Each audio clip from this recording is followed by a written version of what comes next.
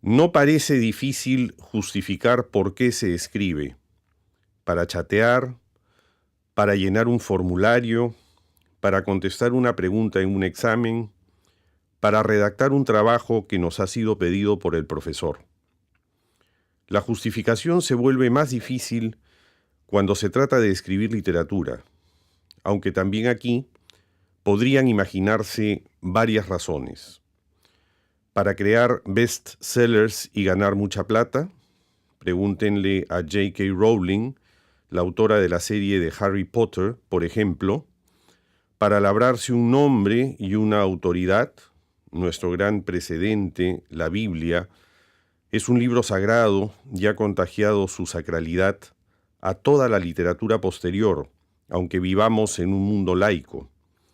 Para justificar una actuación histórica o política, el caso de las memorias de un político, como Churchill, por ejemplo, o de los libros que se redactaron después de la operación Chavín de Huántar en la Embajada del Japón.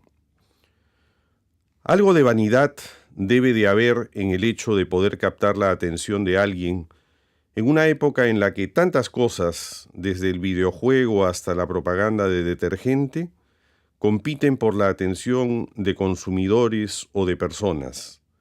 No necesariamente son términos equivalentes, aunque exista gente que crea que sí lo son. Sin embargo, deben existir formas más sencillas de hacerse notar que, por ejemplo, escribir poemas complicados. Por eso, si todavía se escriben, puede ser que exista alguna razón que no esté incluida en las listas anteriores. Creo que uno, cuando escribe literatura, en realidad escribe porque sí. Sí, porque sí. Porque quiere probarse a sí mismo que puede hacerlo, como en los deportes de aventura. Subir el cerro, nadar a tal velocidad o a tal distancia. O más misteriosamente, porque uno se siente en la obligación de hacerlo, con toda la carga de trabajo libremente asumido que contiene la etimología de obligación, obligare, porque hay un destino expresivo que quiere manifestarse. Y así puede decirse que escribir es una necesidad gratuita o una gracia necesaria, o en palabras del gran poeta español Pedro Salinas, un seguro azar. ¿Y por qué se lee? Aquí también podríamos imaginar varias respuestas. Leo porque tengo práctica calificada el miércoles y me han dado para leer 10 soles de fotocopias.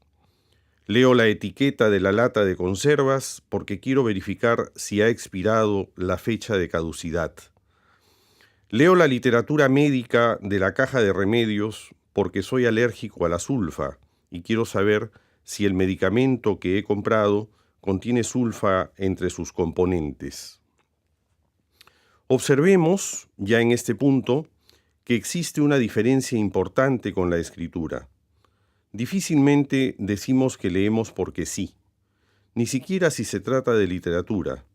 Muchas veces solo leemos la literatura que nos encargan leer en las clases de literatura. Desde que aprendí a leer, me figuro en la cama, apoyado en el pecho de mi padre, señalando yo con el dedo las palabras de un periódico, podría ser La Prensa, que él sostenía mientras yo las pronunciaba lentamente. Creo que leo porque sí.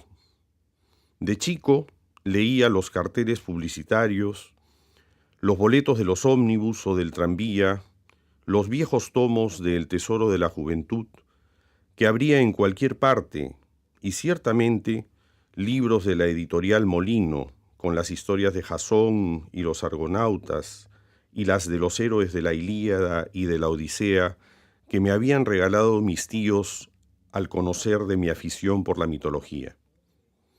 Casi como Cervantes, y aquí termina el parecido, que, como narrador del Quijote, confiesa que leía hasta los papeles tirados en las calles del mercado de Toledo.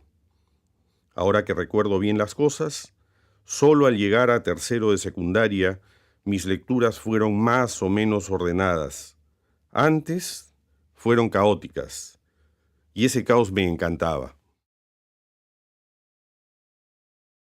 George Steiner recuerda que Hegel decía que el búho de Minerva volaba durante el crepúsculo, durante la puesta de sol. La biblioteca del Congreso de Washington contiene más de 30 millones de libros. Libros, papeles, panfletos y otros objetos ocupan 850 kilómetros de estantes. Los 4.500 empleados de la biblioteca intentan clasificar con ritmo febril los 7.000 textos que se reciben cada día. El presupuesto anual de la Biblioteca del Congreso de Washington supera los $400 millones. Hace poco, en un nivel más modesto, pero ciertamente importante, se inauguró el nuevo local de la Biblioteca Nacional del Perú, en San Borja.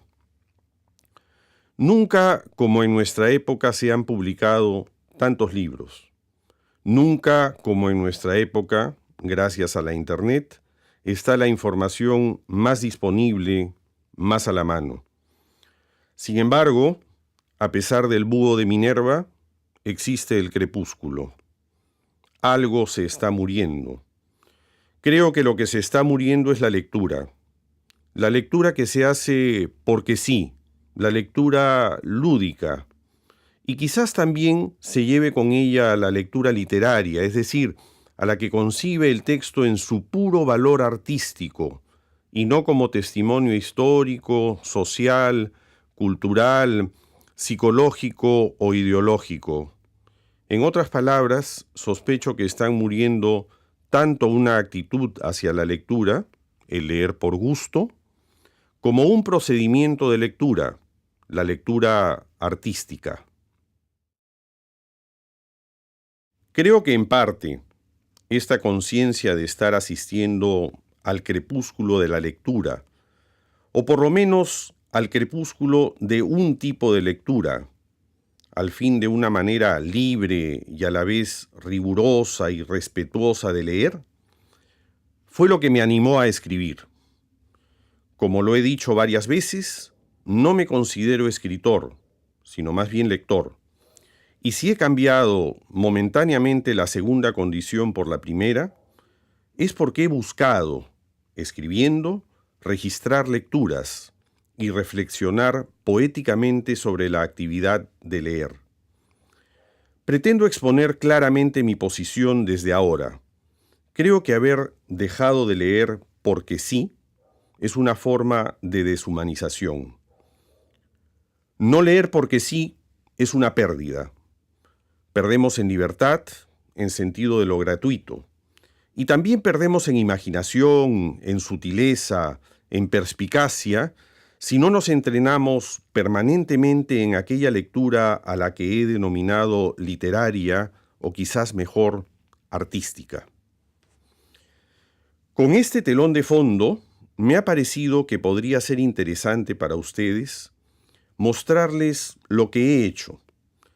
No para proponer una manera autorizada, una interpretación auténtica de mis textos, sino porque ellos reflejan fundamentalmente una manera de leer que quizás se pierda por completo si por lo menos un grupo de nosotros no se convence de que pueda ser importante o relevante practicarla y enseñar a practicarla.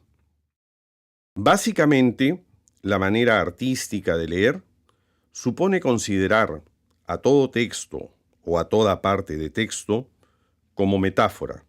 Es decir, esto, este título, esta palabra, este verso, este soneto, remite, se dirige a, apunta a, muda a otra cosa. En otras palabras, en literatura, todo es significante. Todo significante nos lleva a un significado